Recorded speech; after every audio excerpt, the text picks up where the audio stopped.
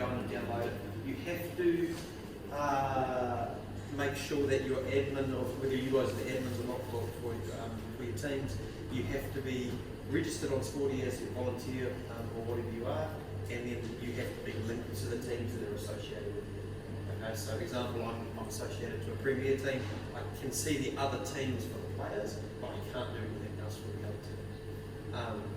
So pretty simple. On match day, it'll give you you'll see here. This is our program for the next 16 weeks. So it'll give you right up your whole program of all the games that are loaded in there. I'm guessing, Mel, that's done by the union, or yeah. So that's all built. You don't have to worry. That's all done, ready to go. So I won't use much about this game yet. I'll show you shortly, but I'll go quickly build a team for you and show you how you can build a team. Once you submit the team, what we've found is you can then email that to yourself. You can do whatever you want with it. Send it to Mel, send it to Brad, whatever you need to do. So it gives you that you're not handwriting stuff. You're not having to do Excel spreadsheets. You can just dump it and run. So example, we'll pretend for today's example that today's the Saturday, 10th of April. Two teams playing each other. Basically, you've got two buttons down the bottom. You've got a select team for the game, and you've got a score game. So you go to the select team for the game, and this will come up. Now I've got people selected because I'm currently building a team for this weekend. So I'll go through those guys and I'll go, right, who do I want in that team? And you'll see that it takes the tick away when I move it. So you'll leave the ticked ones for the ones you want in that team for that game. If you want to go to, I don't know if it's relevant for you guys, but there's another squad you're pulling someone out of, you can go pick from another squad. And any other team that is relevant to your teams will come up. So example, I've got Premier, then we've got our divisions. So I can go into Div 1, for example, and I can select, along these two guys. Okay, so that'll pull those across. All those players need to be registered. Have to be registered, right? So at the moment you'll see in Div 1, we haven't got a lot of guys, we've got a lot of guys still registered. If they're not registered, this app's no good to you. So, yeah, they have to be active. They have to be live, active in Sporty. If they're not, you're pretty much up shit creek. You can't add them until they're there. So really big push on making sure that you've got kids and guys, all that sort of stuff are registered. If they're not registered, it's no good. It's a waste of time. So once that's done, so once you've picked all your players, and this is where I'm going to have to go back to, sorry, apologies. So we'll go back to the game this weekend that we've got. So what we can do here is I've selected, these are the players from the Premier squad, I've picked from some other squads. I can then go done.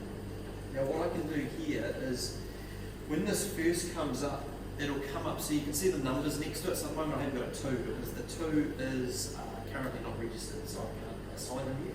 But when they first come up, when you get to this part of it, they won't be allocated a number. What you can do is you can swipe left, not like Tinder, and you can go set number, and you can put which number they are in the squad. So 1 to 15, or sorry, 1 to with subs, etc. as well. So you can just pick what number they are, and then it'll move them into that position. You can also remove the player. Okay, so the player can be completely removed from that squad. Back. Sorry, plenty. Does anyone stay with that player in next week's game? No. So every time every week you have to go in and submit your new team. So next week will be a different team. Yeah, and the thing is that it will remember the ones you have selected from the week before, but it won't remember where you've assigned them.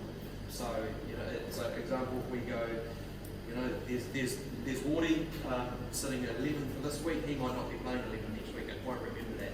It'll see that we picked him for that game, but it'll see that we haven't assigned him. And then right down, you'll see along the right hand side, you'll see the green, so the little green triangle, that means they're starting.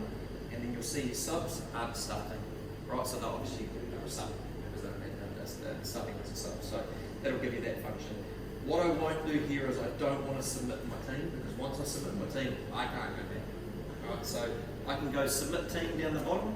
Once that's done, it gives you a function in the game piece, and that's where you can pull it and you can go, I want to email it to myself, or I want to screenshot, and it'll put it into a file that, I don't know if you saw the ones from last year, it'll come out with all their their details, their data, everything, where you position them, and when you score the game, it'll also show you on that sheet. You get your final run sheet if you want to email it to yourself. It'll show, this sort of try, converted, etc.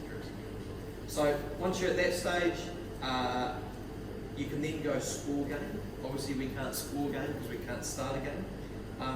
Once that you've submitted your team, I don't know what the cutoff is, Mel. If there's a cutoff. Yeah, but is that when you have to submit the team on? Okay, so you've got a bit of time, obviously, but the earlier you get, It's half time. Oh, okay. And this new one, it used to be Yeah, an hour before kickoff. Yeah. it's half-time. So you've got a bit of time if you forgot to do it or whatever. The main thing is once it's there and built, it's done. Once you press start in the bottom corner, it will actually start timing the game for you. So good thing is for those of you like me, if I forget my watch, you can go, right, it's timing the game, and you can press pause. So if there's a whistle and the ref's called stoppage, you can set that in the time as well. Then pretty simple, right? Try, conversion, penalty, more basically you have to start. That'll cover things like red cards, yellow cards, anything you want to put in an injury, etc. At the end of that, once it's done, and again this is what I can't show you because it's not a live game, when the game's finished, you'll go, game finished. It'll give you the option to submit that score. Once it does that, it'll show you the two teams, away versus home, the score, and then it'll give you a little piece to add notes. So if you've got MVPs or 3-2-1s or however you're doing it, you can put in there, put that in there and then submit that. That then goes into the app. You can pull that data out of the app if you want. Basically pull it out as a spreadsheet as opposed to going to Mel, and you can just pull it straight into there. Can it keep all of that information across weeks if you have a running total which high scorers and the definitely good scorers? Yes, so what you can do, so you'll see here, what I've done here is I've gone back, and this is what I haven't had a lot of play with. This is the Premier final last year, so I can go back, right? So you can go back as far as you want. You can go back weeks, months. So we'll go to that one, so I can click on the middle, it'll give me the team sheet, and it'll generate it as a PDF, which it's doing at the moment. So it'll basically show who was in that team and anything you assigned. This won't show us any notes because the old app didn't give you the function to do notes. And there you go, it won't pull up because it's probably not. Oh, there we go.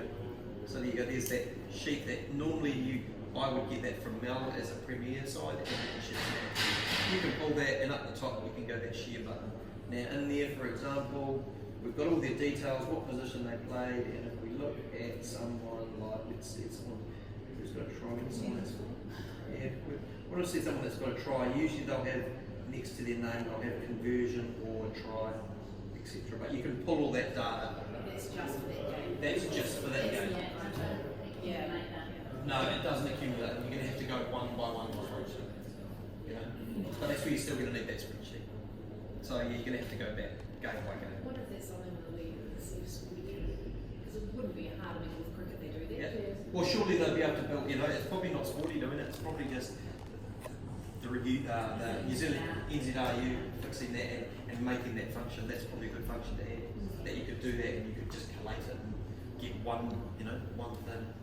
So you get the standings table all that as the weeks go? So what would it,